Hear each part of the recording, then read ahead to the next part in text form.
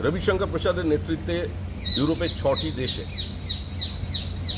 আমরা বিভিন্ন সাংসদদের সঙ্গে, থিঙ্ক ট্যাঙ্কদের সঙ্গে, সেখানকার সাংবাদিকদের সঙ্গে এবং বহু রাষ্ট্রনায়কের সঙ্গে আমাদের মিটিং হয়েছে এবং প্রত্যেকেই এই সন্ত্রাসবাদের বিরুদ্ধে ভারতের যে লড়াই তাকে সমর্থন জানিয়েছে।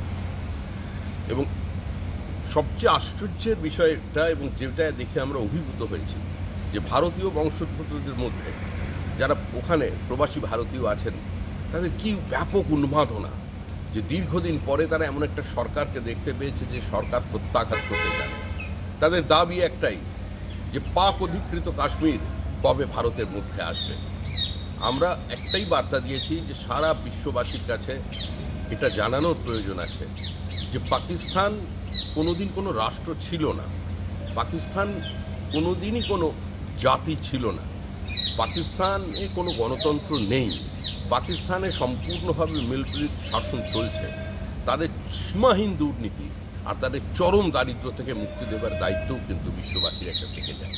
এবং যে ফান্ড তারা বিভিন্ন আন্তর্জাতিক সংস্থা থেকে পাচ্ছে সেটা কিভাবে তারা খরচা করছে সেটাও তার উপরও একটা নজরদারির প্রয়োজন আছে। এবং আমাদের এই বক্তব্যকে প্রত্যেকে সমর্থন করেছে।